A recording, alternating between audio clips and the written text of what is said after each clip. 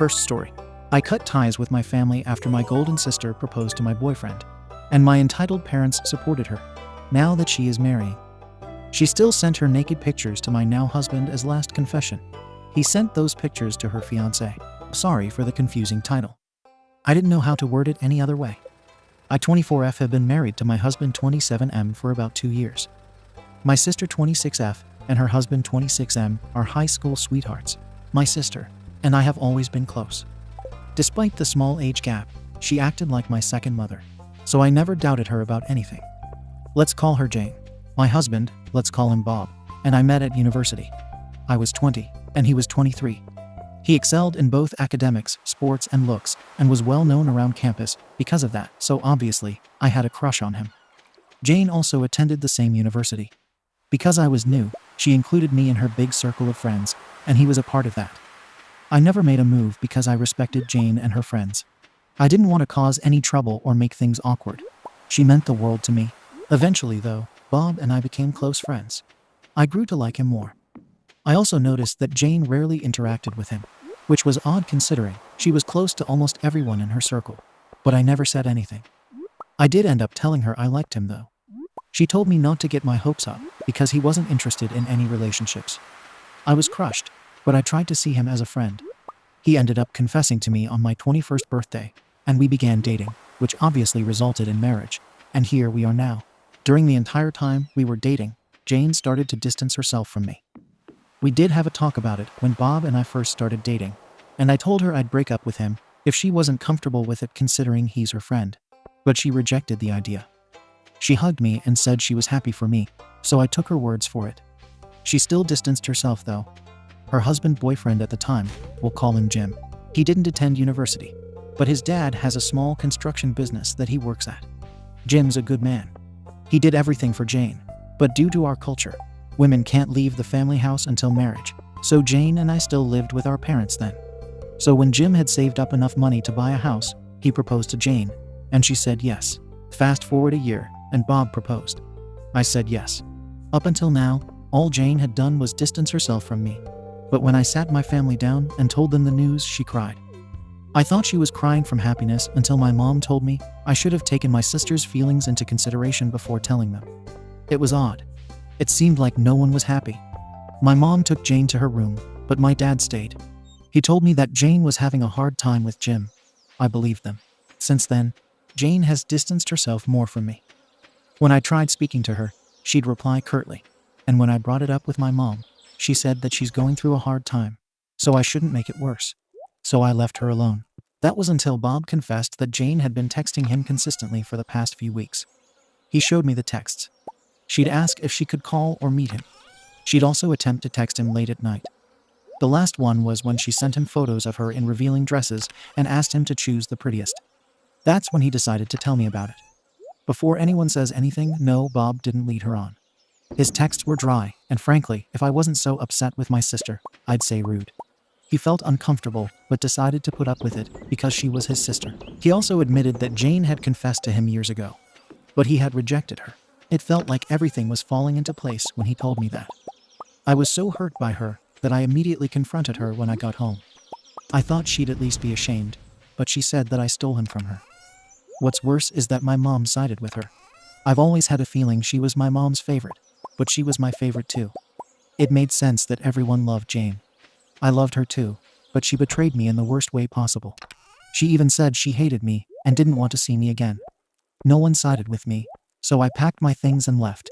My dad told me that I shouldn't leave because it's not appropriate for an unmarried girl to leave her parents' house.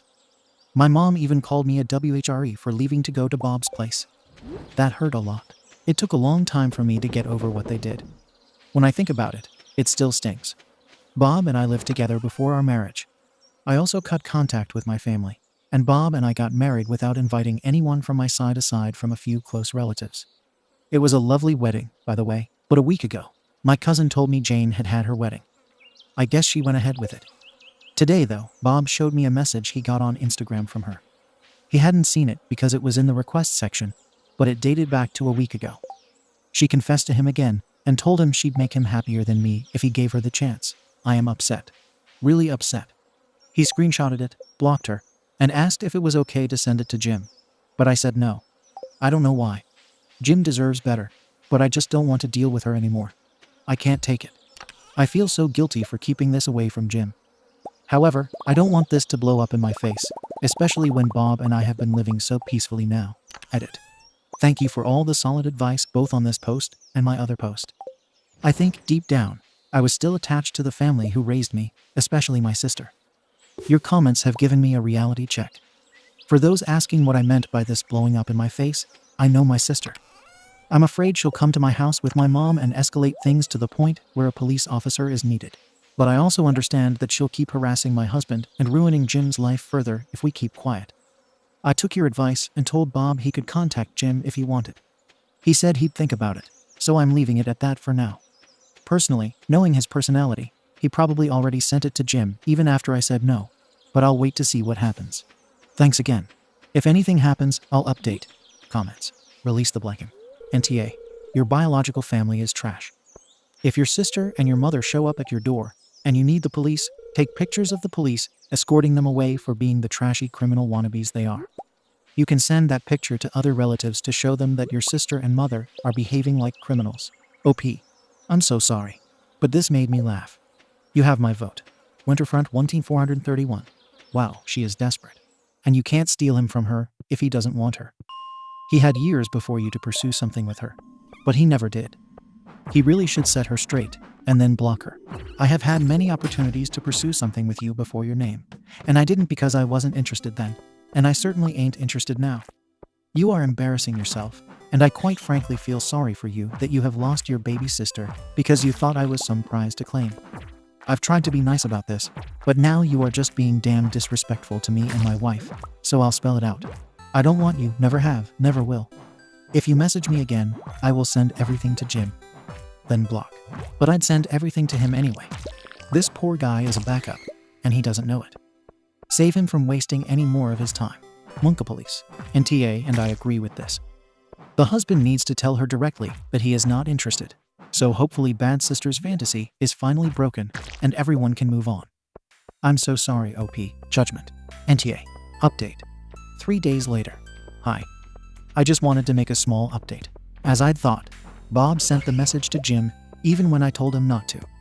He also screen recorded the message to prove that it came from her account, which I didn't know he did. At least one of us is smart. Anyway, I won't go into too much detail, but Jim didn't reply until last night. He called Bob, and they had a long chat. Apparently, when Jim confronted Jane, she tried to blame Bob for coming onto her. They had a fight, and she left to stay with our parents. I know a lot of you told me to send the screenshot to my parents. I did. I sent it to my dad, not my mom.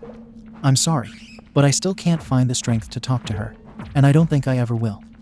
My dad said he and mom would deal with it, and not tell anyone what Jane did. I feel worse now for even thinking he'd side with me. For anyone wondering whether Bob sent Jim the old messages from Jane from years ago, he didn't. He bought a new phone right after we cut contact, so he doesn't have them anymore. I don't know if Jim will divorce or annul Jane, but he told Bob not to contact him anymore, so I think we did our parts already. Thankfully, she hasn't come to my house, but I did take your advice about installing cameras.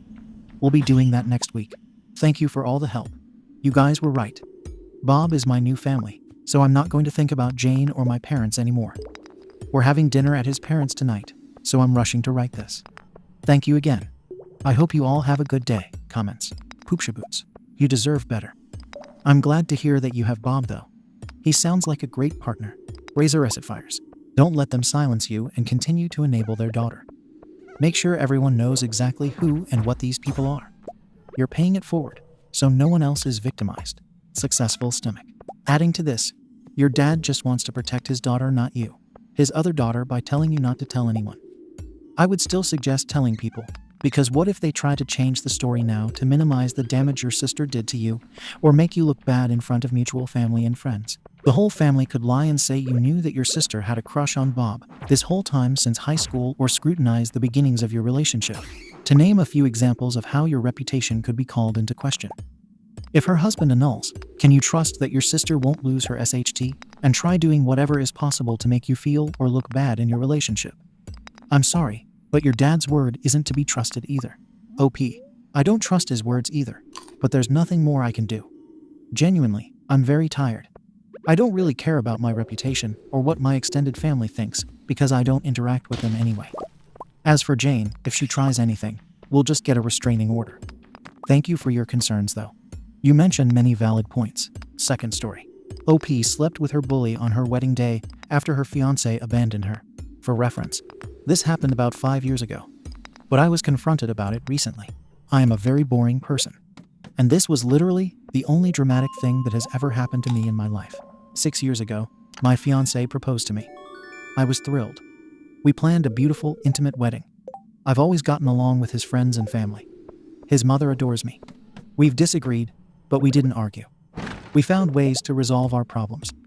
Inside and out, we were a great couple. I never thought he would literally leave me at the altar. Our families, friends, and even the officiator kept trying to reassure me. But almost 2 hours after the ceremony was supposed to start, I got a call saying he had cold feet and didn't want to get married. He wanted to get more out of life before being tied down. I did some things I'm not proud of. I begged my mom to get me out of the dress, and I tore the stupid thing. I left the wedding after everyone kept looking at me with pitying eyes. I fended off a lot of calls from friends and family, telling them I was fine, and I didn't want to talk. Here's the thing I was called in awe for. I have a frenemy. We've known each other since middle school. He's always been a class clown bully. I was not attractive growing up, and he would jokingly flirt with me and try to annoy me as much as possible. He never really grew out of either of those things, so when he called to check up on me, or really to rub it in my face that I was dating a loser who dumped me on my wedding day, he asked if I wanted to hook up with him. I said yes because my life was ruined anyway. What could be worse? He picked me up, and we slept together. He is the second person I have been with, the first being my fiancé. It wasn't religious. I just saw it as special that we were each other's first and only. My fiancé evidently didn't feel the same. I blocked my fiancé, as did the rest of my family. His mom profusely apologized and said his late father would never have approved of what he did. My now ex-fiancé contacted me recently. He wanted closure, he said. He apologized for ghosting me, but he immediately said that it didn't justify me sleeping with someone else the night of our wedding. I told him it wasn't a healthy thing to do, but I've gotten comments from his friends that I acted badly, and they would have left me too. I don't even know what I did wrong. Ada comments. Rantarian. Well, it wasn't the night of your wedding if you didn't get married. And you certainly weren't a couple anymore. Tell him to get effed and to jam his closure where the sun doesn't shine. NTA. Franifrey. This 100% he wants closure, but then complains about some imaginary slight. Tell him to F off. Judgment. NTA. Update. 1 day later, an ex-fiancé called and apologized. I suspect, but no one may have sent him my post. Nothing stays quiet in a small town. He said he regretted what he said the moment it came out of his mouth, but the damage was done. He apologized again and promised that he would repay his half of the wedding. I'm not holding my breath. There are some things to clarify. What was the actual reason for him getting cold feet? There are 2 major things. First, he found out that his uncle, whom he's very close to, took out a lot of debt in his name. It's fraud, but he didn't want to turn his own uncle into the police. He was afraid that I would resent him for putting me in a bad financial position right off the bat. Second, I didn't want to move to a major city. I am very happy living in our hometown, and I earn a very good living. He wanted to move, and he needed the extra money from a better job in a major city to pay off the debt. He felt stifled. Instead of talking to me, he began thinking of more and more reasons to not get married. But he was paralyzed by choice and ran out the clock. I was humiliated because he couldn't just talk to me like an adult, but instead ran away. He also admitted that he thought we would find our way back to each other. Was Fremy at the wedding? No, it was just close friends and family. But if you live in a town like mine, everyone knew by midday. Are you and Fremy going to ride off into the sunset together? No. I'm not joking when I say he annoys me and just brings up a lot of negative emotions. It's not cutacy or an old married couple bugging each other. He consistently did things that ruined my day. In class, he would riffle through my notes and scatter them, shut my computer off during computer lab, break my things, and constantly taunt me. He would also grab me, kick me, or play wrestle. When we were 14 years old, he broke my arm in an accident. And he wouldn't stop hitting on me. And those things didn't stop when we grew up. It just became a part of my life. I don't know why I did it. Maybe it was self-destructive. Maybe it was because I wanted to know why my fiancé left for this. whatever it was. I know I should stop. He still makes me upset. He'll mess with my stuff when he's over at my apartment. He'll steal my food. He's still very grabby. And he still taunts me. But he's so much nicer when we sleep together. And I want to shake him and ask him why he has to be nice for only a couple hours. If he changed, I would be happy. But then he goes back to taunting me. But then he goes and does something inexplicably sweet. He's a good person, but he's mean. It's very self-destructive. And I know I'm just looking for the scraps of love I can get. And I'm stuck in this spiral. It's a lot looking back at what I've written. But thanks for listening. Comments. Paradisia 963. NTA. But your ability to jump from a bad relationship to something worse is impressive. 1 Fat Squirrel. The fear of being alone or of insecurity is a dangerous drug. OP, please examine your self-worth and realize neither of these jabberness deserves a space in your life. Skywolf 1995. Wait, does that mean you and Frenemy are now frenemies with benefits for the last 5 years? Kush babe. You realize this guy is only so sweet because you're sleeping with him. How degrading it is to yourself. You can find someone who treats you inexplicably sweetly all the time. I get going back to comfort, but at some point, you have to want better and grow for yourself. The fact that he still messes with your stuff like you are kids is embarrassing. 3rd story. OP discovered her husband cheating while he went to see his mother. So she went to his mother's place to confront him. My husband is on a trip with one of our sons and his brother to go visit their mother, my son's grandmother. I was cleaning up the den when an email notification popped up on his iPad. It was an email from an apartment complex saying that they were going to be temporarily closing down the hot water for repairs, sent from one of those automatic senders that you can't reply to. It was addressed to my husband, with his first and last name. The thing is, we own our house. We haven't rented in over 10 years, and even then, it wasn't this place. Where my husband is upstate NY, there isn't any service. I tried to send him a picture of the email, but it wouldn't go through. I called him and spoke to him for a bit. The service was choppy, but I managed to explain to him about the email, and basically all he said was that it must be a mistake, and they had the wrong email. We weren't able to say much before the call just dropped. But if it was the wrong email, how would they have his first and last name all spelled correctly? For context, his first name is somewhat common, but our last name isn't common, especially in this area. There weren't any other emails from this sender, or about this apartment complex in my husband's emails. But he is also the kind who clears out his inbox as he gets messages. I sent a message to the apartment complex, telling them that I think my husband was on their email list by mistake. But I just got an automatic email sent back that they were out of the office until 10:20. And then general rent information pricing 1 bedroom $1,600, 2 bedroom $19, and that there were no open units available. There was no unit number on the email, but the complex is about 15 minutes away from our house. So I went and drove by. Which I guess might be a little crazy, I know. I didn't see anything, not like I knew what to expect. It's a group of buildings. Less than 100 apartments in all. I don't have any reason to mistrust my husband other than this weird email that gives me a strange feeling in the pit of my stomach. As well as a general feeling of paranoia that he's just been bored with me.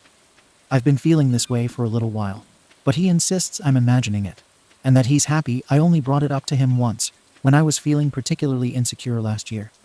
We still do things together. He still tells me he loves me, etc. I just feel like he doesn't have as much fun with me as he used to. And like he looks for reasons to be out of the house, or doing things specifically with the boys, instead of doing things with the whole family. It's not like it's something that bothers me every day, just something that I think about when I'm feeling insecure or paranoid, like in a situation like this, where he gets an email from random apartment complexes, lol. Anyway, I don't know exactly what advice I'm looking for. I know the advice I would have for one of my friends would be to just talk to him. But I really can't do that until he comes home on Saturday, which is a really long time for me to sit with my intrusive thoughts. He never lived here in the past.